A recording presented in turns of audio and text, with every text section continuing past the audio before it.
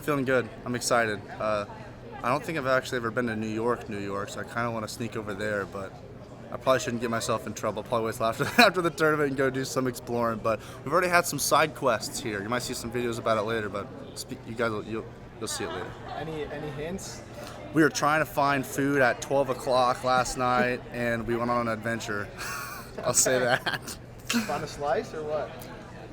We did end up finding some food. Okay. It was unique. Might have done some karaoke too. That's fine. It's whatever. Okay. I can't wait to see it. Gearing up for your first Final X. Yeah. What does this moment mean to you? Are you making it a big thing in your head? Is it small? How do you characterize it? Yeah, so I've said this a couple times. Even with big events like this, it is a bigger event. But I don't want to make it a bigger event because all that does is put more pressure, more stress on me. I wrestle the best in the practice room when I'm going about my day, going about my life. Wake up, have a good breakfast with the guys, go hang out, go wrestle matches. I wrestle great. So there's no need to change the equation. There's no need to try to put this on a pedestal and change my routine for a big tournament like this. Because if you let it get to you, you will wrestle different. You will make some more mistakes here and there. So I like to be comfortable. I want to go out there and have fun. And so it's just another match. There's 2 matches, so it's just another couple matches. I'm not gonna change everything for something like this. So before Oklahoma State, you're the Air Force Academy. Pretty successful there. NCAA. I mean, 2021 Junior World Team member. What can you attribute to that experience? Maybe your experience in the Air Force, your experience in that, and then pulling that in and developing it. Absolutely. I was actually talking to someone about this yesterday. There's a lot of principles that I just have down just because of my military background. Obviously, being at the military or being at the Air Force Academy, a military academy, it's a lot different lifestyle. You're waking up early, you're doing this, you're making your bed perfectly, you're marching, you're doing different stuff. And so I realized that the other day, I just naturally, all that stuff that I was like, oh my, because when I first got there, I was like, oh my gosh, I need to learn how to do this, I need to, all this stuff. It's kind of just second nature. It's just second hand for me now. So whenever I'm doing training, whatever it is, that foundation I've built at the Air Force Academy, it still carries. That stuff I don't forget. So just yesterday we were doing something and I was watching out for the guys doing something and they're like, that's weird. I'm like, I don't even know. I just do stuff. So obviously I care about these guys. They're my family. And still all the guys at the Air Force Academy, that's still my family too. But as we know, I couldn't wrestle there anymore. But it's different not having to be a full-time person at the academy now, so it obviously gives me more time to have some more fun. Instead of doing trainings, I get to go to the lake with the guys and do more cookouts. So it's been a really good time at Stillwater, and obviously I'm still gonna go back to the Air Force Academy, go back to the RTC, go train a little bit. But for now, I'm gonna just I'm here, I'm wrestling, so one thing at a time. You shared a little bit about your life on social media since March, especially. You guys have fun. You have jet skis, motorcycles. Yeah. You let fans into your life a little bit more. How have you balanced that process with still being the highest level of competition? And how does it maybe help? Is it more fun to kind of share? Do you have a little more fun with it? Yeah. So obviously at one point I was thinking a lot of people were like, "Hey man, you should start doing this social media stuff." And I've never been a big person of social media, and here's why. If I'm doing something, I want it to provide value. I don't like people that do stuff just for views, for clicks. I think it's a waste of time. I personally was never a big social media person, and so I don't like to post too much, but when I do, I want to give them some value. I like to give maybe some scriptures or give them some motivation here and there.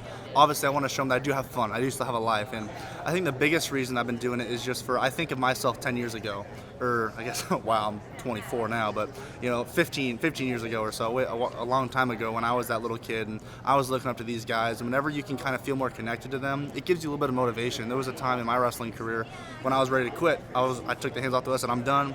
But that's about when Coach Taylor and Kyle Dake were uprising. They're doing some great stuff, and being able to get an insight on their life, watching some of their documentaries, that gave me motivation. So if I can do that for this next generation, that's what's important to me, is giving back and inspiring them, because obviously I love being here. I love what I do, but soon I'll be gone and the next generation will be coming up, and if we can elevate the USA Wrestling to be the best, that's what we want at the end of the day. So I'm going to use my tools, my resources to help fuel that. You've obviously been wrestling freestyle for a while, but what has the transition to full-time freestyle focus been like? Do you enjoy it? I do. I love throwing people. Well, because whenever you're shooting a double leg and it's folk style, you just got to keep driving, but you kind of my body loves the freedom. because half of the time when I slam people, I'm not thinking that. My body's just like, go for it. So a little bit more freedom, but obviously I can't ride people anymore. I got really good at riding this last year, but now it's like it's all done. But it is exciting because now I still get to go beat on the guys that are still wrestling folk style and kicking double boots and do what people used to do to me when I was getting bullied, but respectfully. It's because I care about them. I want to make them better wrestlers. But I love freestyle. I love turning people. I love my gut wrench. It just gets tighter and tighter. You mentioned wrestling folks out with the guys. Are you playing a coaching role at all? Like, obviously you're not a coach, but are you in there helping the college guys a lot? Or right now I am, because it's all just RTC practices. Obviously, as soon as the year starts, it might be a little different. But there's multiple practices where we'll combine. Obviously, when on RTC days you can do that, so we'll go and wrestle together. And yeah, we'll wrestle with a lot of those guys. But I'm not really in a coaching role. I'm just doing my own thing. But I don't think there's anything wrong with me going in there and beating up on some of the guys every once in a while. Competing at previous age-level world championships helped you with the final. I think it helps with everything. Obviously, with more experience, becomes more comfortability, and I can even say with NCAA is the more comfortable you get with those bigger tournaments on those bigger stages, it becomes easier and easier to wrestle in them. I just mentioned about how I don't like to make these things super big, and if it's your first time doing something, it seems super big. But this is I haven't been to this venue, but it's the same situation. NCAA is all that stuff. I've been in situations like this multiple times, and I would actually even say that the NCAA Championship prepares you the most, because that's actually been a bit like I wrestled. I won a U23 world title. There was maybe 50 people in the building, or maybe more than that, but it was a lot smaller. So, I honestly felt like just a walk in the park going wrestling. But I think that just with more experience, you get more and more comfortable, and it lets me I know what it feels like, so I can prepare for it and know I can just not make it bigger than what it is. An awesome 2 matches. I'm excited to wrestle. I go out there and I let it fly mostly all the time. Obviously, with that, it's important to have a little bit of strategy, but I don't really game plan that much. Obviously, if I do anything, it's just like, hey, this guy he has a right leg lead and he does this shot or something. So that's really all I need to hear from the coaches, and my body takes care of the rest. Well, last question from me. You said you did karaoke last night. What's your go-to karaoke song?